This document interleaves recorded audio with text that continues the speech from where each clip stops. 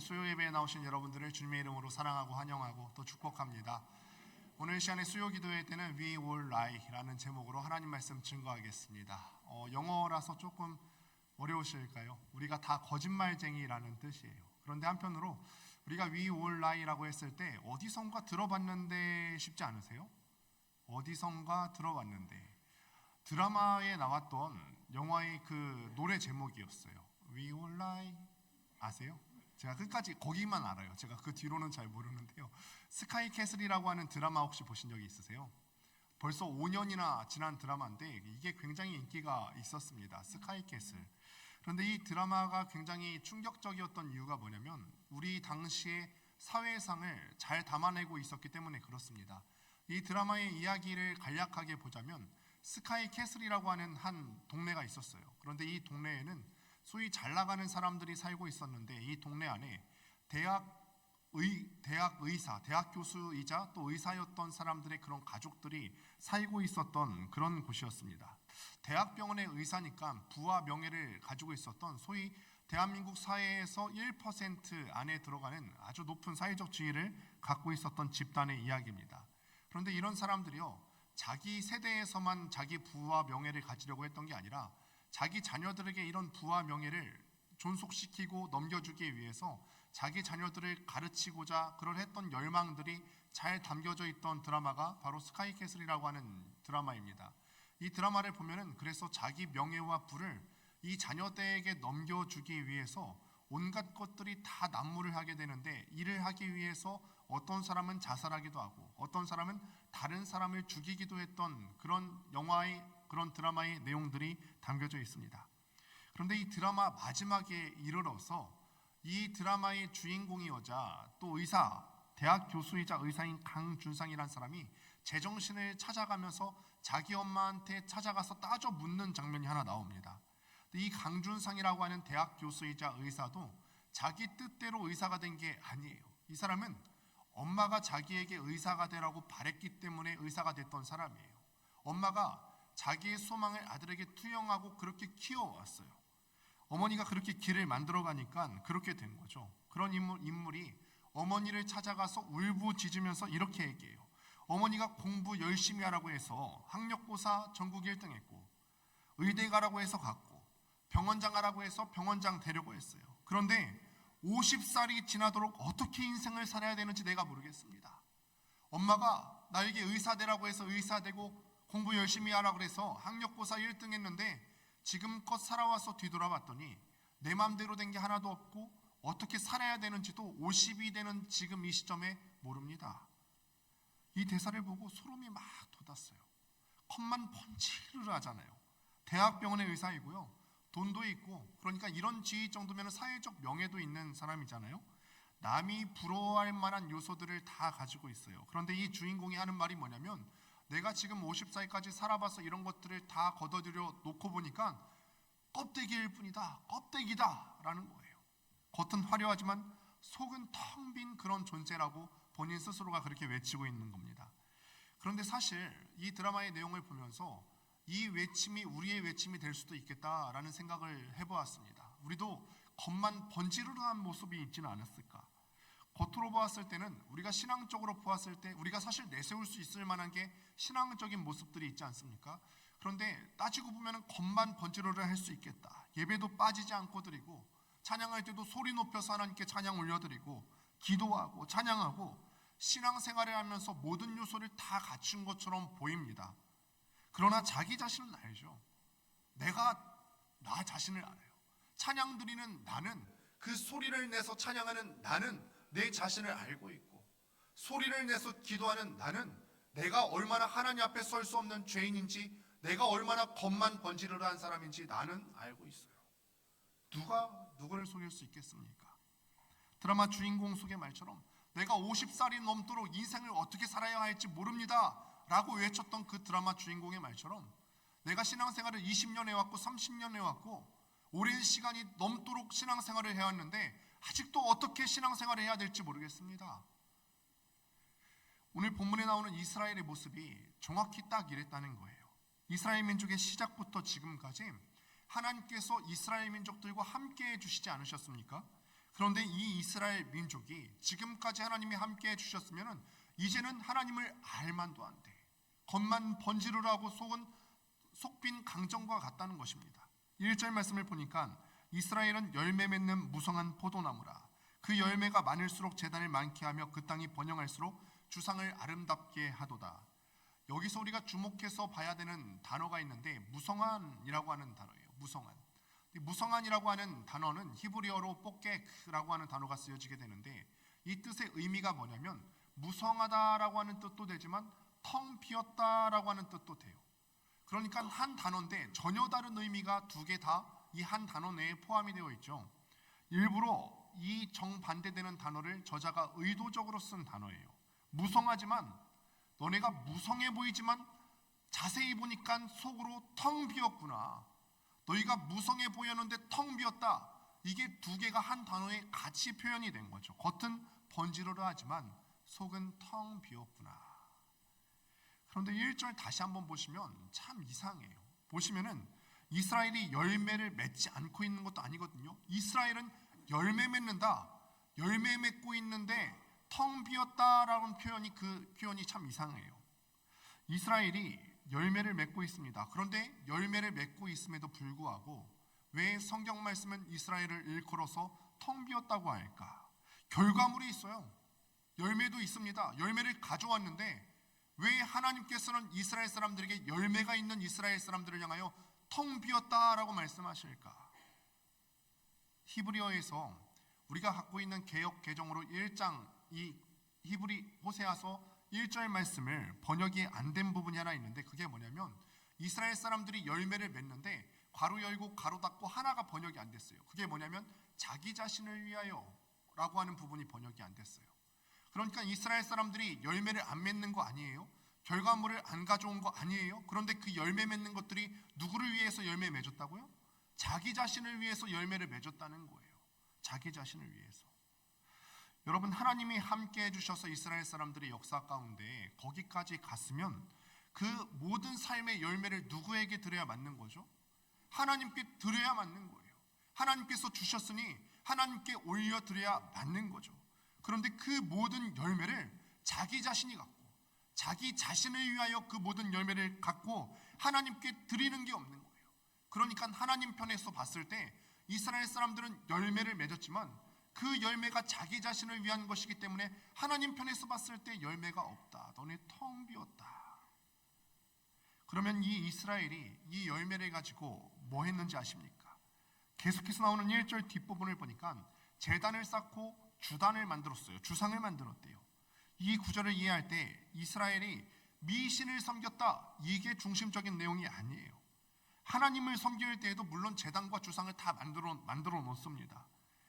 여기서 말하는 핵심이 뭐냐면 미신을 섬기든 아니면 하나님을 섬기는 그런 제단을 만들든 이스라엘 사람들이 어떤 종교적인 외적인 모습에 집중했다. 그러니까 하나님을 섬길 때에도 자기 만족을 위해서 섬겼어요. 제단 쌓으면서 봐라, 내가 이만큼 하나님을 섬기고 있지 않아? 우상 섬길 때도 종교적인 모습을 사람들에게 보이기 위해서 자기 만족 위해서 했다는 거예요. 하나님께 집중해야 되는 게 신앙의 본질인데 이런 신앙의 본질과는 전혀 상관없이 외적인 것에만 집중하고 종교 생활할 때도 남한테 보여지는 거, 자기 스스로 만족하는 거 위해서 신앙생활을 해왔다는 것이죠. 그런데 우리가 여기서 한번 생각해 보실 모습이 하나 있죠.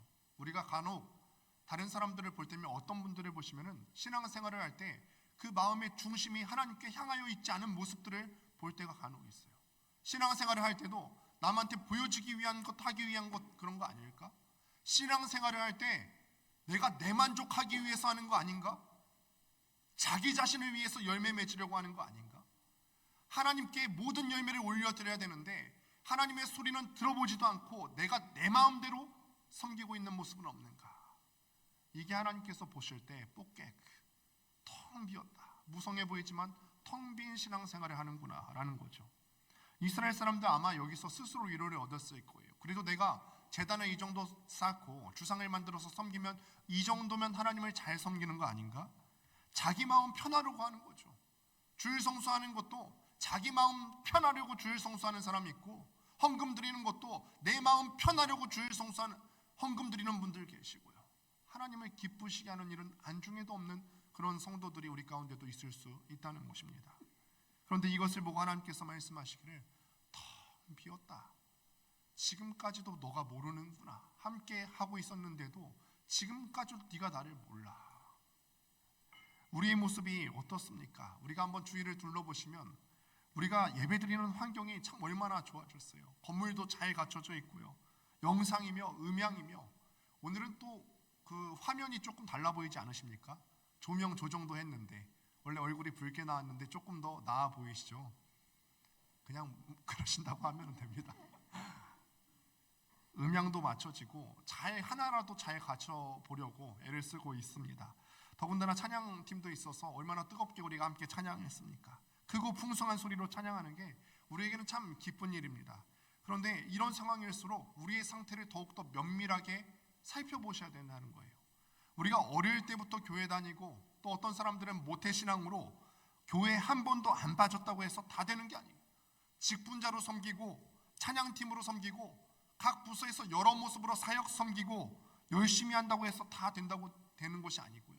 심지어 설교하는 저조차도 여기서 설교한다고 해서 하나님 앞에 텅 빈 모습 아닐 수 없다는 거예요. 겉은 풍성하고 뭔가 있어 보일 수 있겠지만 하나님을 사랑하는 본질이 없다면 겉은 번지르르 하지만 텅 빈 존재일 수가 있다는 것이 우리의 현 주소입니다. 열매를 맺긴 했어요. 그런데 그 열매를 맺긴 했는데 나를 위한 열매를 맺었구나. 하나님께서 그렇게 판단하시는 순간 나는 텅 빈 존재가 되는 거예요. 그렇다면 우리가 진짜 맺어야 되는 열매가 무엇이고 어떻게 하면 그 열매를 맺을 수 있는지 요한복음 15장 5절 말씀 함께 읽어보도록 하겠습니다. 함께 읽습니다. 시작. 나는 포도나무요 너희는 가지라. 그가 내 안에 내가 그 안에 거하면 사람이 열매를 많이 맺나니 나를 떠나서는 너희가 아무것도 할 수 없음이라. 아멘. 우리가 어떻게 하면 진짜 열매를 많이 맺을 수 있다고요? 우리가 예수님 안에 거하면. 사실 교회 내에서 이 말이 참 많이 쓰이는 말입니다. 어떻게 하면 열매 맺냐면 예수 안에 거하면 진짜 열매를 많이 맺을 수가 있다. 여러분, 예수 안에 거한다는 말이 무슨 뜻인 줄 아세요?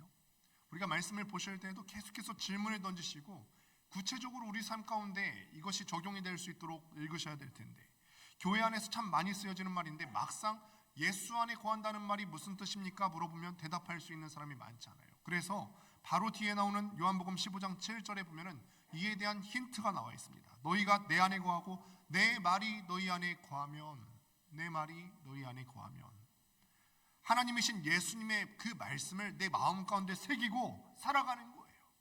신앙생활을 한다는 것은 추상적으로 그냥 내가 내 만족 위해서 추상적으로 신앙생활하는 것이 아니라 하나님의 말씀으로, 말씀대로 살아가는 것이 바로 열매 맺는 삶인 줄을 믿습니다. 예수님이 우리 안에 거한다고 하는 것은 막연하고 추상적인 어떤 신비로운 게 아니라 구체적으로 성경 속에 나온 하나님의 이 말씀을 붙들고 순종하는 삶인 줄을 믿습니다. 그러면 또 질문을 던집니다. 하나님의 말씀대로 사는 것이 우리가 열매 맺는 비결이라고 한다면 하나님의 말씀의 요체는 과연 무엇일까요? 방금 보았던 요한복음 15장 12절 말씀에서는 이렇게 기록합니다. 내 계명은 곧 내가 너희를 사랑하는 것 같이 너희도 서로 사랑하라 하는 이것이니라. 또 마가복음 12장 30절부터 31절 말씀을 보면 이렇게 기록합니다. 네 마음을 다하고 목숨을 다하고 뜻을 다하고 힘을 다하여 주 너희 하나님을 사랑하라 하신 것이요 둘째는 이것이니 네 이웃을 내 자신과 같이 사랑하라 하신 것이라. 이보다 더 큰 계명이 없느니라. 우리가 하나님의 말씀이 우리 가운데 있어야지 우리가 열매 맺는 삶이고, 그리고 그 말씀의 요체를 함께 살펴보았는데 그 두 가지 계명이 뭐라고요? 첫 번째 하나님을 사랑하는 것이고, 둘째는 이와 같으니, 이 말 뜻은 둘째도 첫째와 똑같이 중요한데 둘째는 그것이 무엇이냐면 이웃을 사랑하는 것이다. 그런데 오늘 본문 호세아서로 돌아오게 되면요, 이스라엘은 두 가지 중 어느 한 가지도 제대로 지켜내고 있는 것이 없습니다. 먼저 이스라엘 사람들이요, 하나님을 사랑하지 않습니다. 오늘 본문 호세아 10장 5절 말씀 같이 한번 읽겠습니다. 시작. 사마리아 주민이 베델의 송아지로 말미암아 두려워할 것이라. 그 백성이 슬퍼하며 그것을 기뻐하던 제사장들도 슬퍼하리니 이는 그의 영광이 떠나감이며. 지금 이 사람들이 뭘 섬기고 있다고 하죠? 송아지, 우상으로 만든 송아지를 섬기고 있다고 합니다. 그런데 이스라엘 사람들의 어떤 그 영적인 음란함을 나타내는 단어가 오늘 방금 읽으신 본문에서 나타나는데 그게 벳 아웬이라고 하는 단어예요. 여러분, 벳 아웬은 어떤 곳이냐면 베델의 다른 이름이에요. 베델. 베델은 우리가 잘 알고 계시죠. 창세기 28장을 보시면은 베델이라고 하는 지명이 만들어지게 되는 유래에 대해서 나타나게 되는데 야곱이 하나님의 축복을 가로채고자 자기 형을 속여서 장자권을 얻습니다. 그래서 그 일로 말미암아서 에서가 화를 내면서 야곱을 죽이려고 하니까 야곱은 정처 없이 외삼촌 라반이 있는 그곳을 향하여서 터덜터덜 걸어가기 시작해요. 정처 없이 가는 거죠. 그 하란으로 가는 중에 창세기 28장 11절에 보니까 한 곳에 이르러 잠을 잤다라고 되어 있는데 한 곳에 이르러라고 하는 말을 원어로 보면은 우연히 아무것도 아닌 장소에 가게 되었다 이 뜻이에요.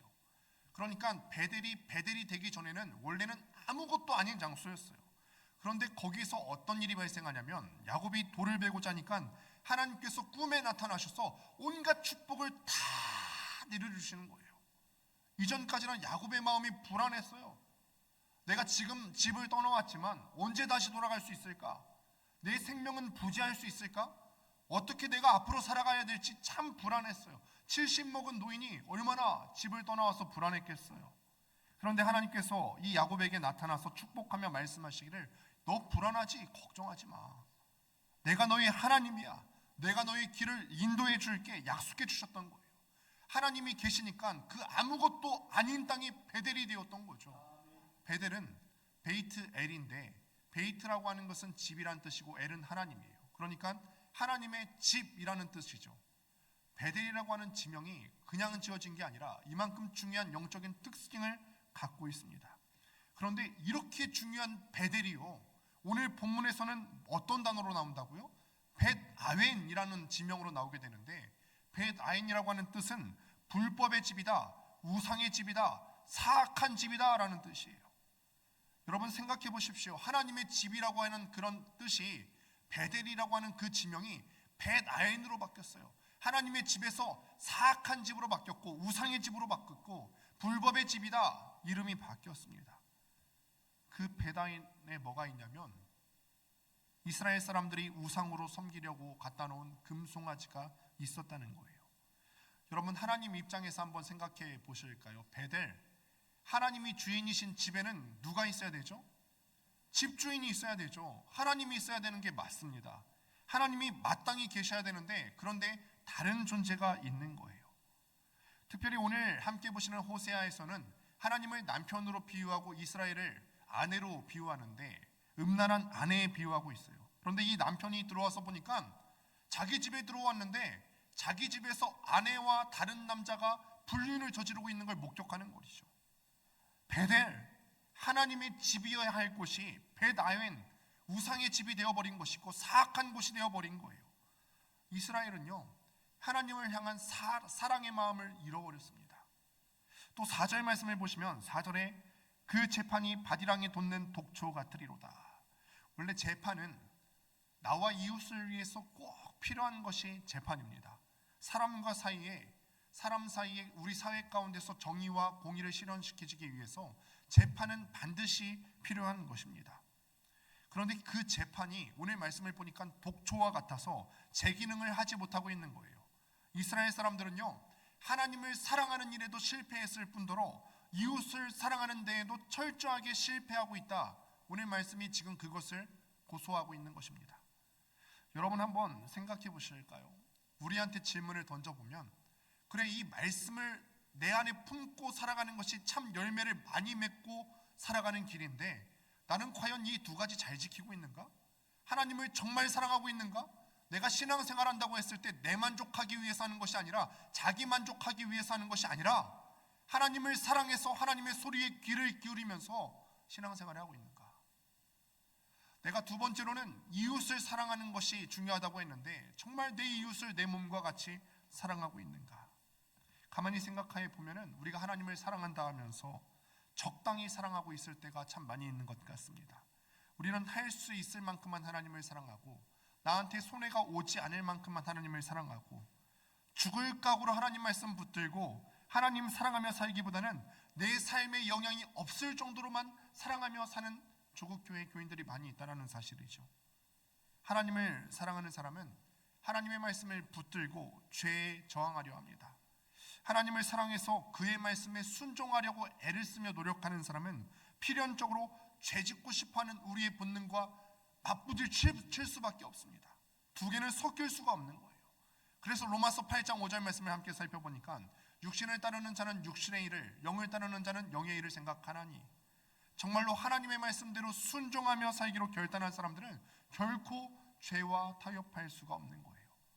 그런데 우리는요, 손해 보면서까지, 리스크를 감수하면서까지 하나님을 사랑하려고 하지 않습니다. 그래서 이에 대해서 히브리서 12장 4절에서 이와 같이 우리에게 말씀하죠. 너희가 죄와 싸우되 아직 피 흘리기까지는 대항하지 아니하고, 피 흘리기까지 우리의 생명 다해서 하나님 사랑하는 것이 우리가 하나님께 드릴 우리의 마음인 줄로 믿습니다. 어떤 것 이 정도까지만 사랑해야지 제한을 두는 것이 아니라 우리가 피 흘리기까지 하나님을 사랑하는 것, 이것이 우리가 하나님께 바쳐야 되는 우리의 마음입니다. 여러분 또한 진실로 우리의 이웃을 사랑하십니까? 내 옆에 있는 지체, 같이 신앙생활하는 공동체, 구역원들을 생각하실 때 마음 다해서 사랑하십니까? 어떤 분 이렇게 물을 수 있습니다. 목사님, 제가 다른 사람을 사랑하는지 안 사랑하는지 어떻게 확인할 수 있죠? 저는 그럼 이렇게 대답할 것입니다. 당신은 그러면 그 지체를 위해서 어디까지 희생할 수 있습니까? 우리가 하나님을 사랑하는 그것도 한계점을 넣어서 피 흘리기까지 사랑해야 되는 것처럼, 마찬가지로 이웃을 위해서 사랑한다고 할 때도 희생이 없을 수 없어요. 나와 다른 사람하고 같이 있는데 어떻게 내가 피해를 안 볼 수가 있죠? 내 고집을 꺾고 내 자아를 죽이고 그 사람한테 맞추면서, 때로는 양보하면서 품으면서 사랑해야 되는데 우리가 어떻게 희생 안 하면서 사랑할 수 있겠죠? 그러니 여러분, 우리가 지체를 사랑한다고 말하고 하나님을 사랑한다고 할 때 말로만 사랑하고 어떤 것도 형제자매를 위해서 내놓을 수 없는 사람은 사실은 사랑하지 않는 거죠. 거짓말하는 거예요. 그래서 오늘 말씀의 제목이 We All Lie예요. 우리는 어쩌면 모두 거짓말하고 있는 것일 수도 있겠다. 사랑하는 성도 여러분, 저는 우리 모두가 하나님을 사랑하는 일과 또 이웃을 사랑하는 일에 힘써서 하나님께서 원하시는 열매를 올려드렸으면 좋겠습니다. 외형적인 형식, 겉으로만 펀치르르하고 속빈 강정처럼 살아가는 것이 아니라 우리의 내면을 꽉꽉 채워서 하나님께 올려드렸으면 좋겠습니다. 그런데 우리 조국교회를 보면 신앙의 본질, 하나님을 섬기는 그 마음의 내면적인 것에 집중한 것보다 어떤 외형적인 형식에 집중하는 경우들을 많이 보게 됩니다. 점점 교회가 거대화되어 가고 시스템에 의존하고 또 이런 것들은 차고 넘치는데 정말 우리가 본질을 놓치고 있지는 않은지 한번 생각해 보았으면 좋겠습니다. 우리 한국 교회의 위기는 이단이 공격해서 우리가 넘어지지 않습니다. 정치적인 박해가 있어서 교회가 넘어지지 않아요. 교회는요, 외부의 박해가 있을 때에도 지난 1000년 동안 버텨왔어요. 그런데 교회가 무너지는 것은 내부적으로 늘 무너져요. 성도 간의 분쟁이 발생해서 교회가 무너지고, 교회 내에 우리가 하나님을 사랑하지 않아서 교회가 무너지고, 이 마음의 중심에 자기 자신만을 위한 열매를 챙기느냐 교회가 무너져요. 신천지나 이단이나 어떤 정치적인 박해나, 물론 우리가 이런 것들을 위해서 대적하고 기도해야 되겠습니다만 우리가 더 조심해야 될 것은 교회 내에서 곪을 수 있는 문제입니다. 사랑하는 성도 여러분, 말씀을 읽습니다. 이스라엘 사람들이요, 종교적인 모습, 외형적인 모습에만 치중했을 뿐 하나님을 사랑하지 않고 또 이웃을 사랑하지 않았어요. 그러니까 열매는 맺는데 하나님께서 보실 때 너희는 겉만 번지르르 하고 속에는 아무것도 없구나, 텅 비었구나. 그리고 그 결과가 이스라엘의 멸망입니다. 여러분, 혹여나 우리 가운데 이런 모습이 있지는 않은지 다시 한번 살펴보았으면 좋겠습니다. 우리가 경건 생활을 왜 할까? 예배를 왜 드릴까? 성경을 왜 읽고 하나님께 왜 예물을 드릴까? 어쩌면 우리가 오랜 신앙 생활을 하는 가운데 하나님을 사랑해서 예배드리고 하나님을 사랑해서 예물 올려드리고 하나님께 감사해서 추수감사 예물을 올려드리고 이런 게 아니라 종교화되어 있는 것은 아닐까? 여러분, 정말로 우리가 외형적인 행동이 있는지 없는지 다시 한번 확인하시고 우리의 마음이 다시 한번 하나님께 올려드릴 수 있게 되기를 바랍니다. 우리 모두가 외적인 형식보다 하나님을 사랑하고 이웃을 사랑하는 그 말씀의 본질을 잘 지켜서 하나님께 최선의 열매를 올려드릴 수 있게 되기를 주님의 이름으로 축원합니다. 기도하겠습니다.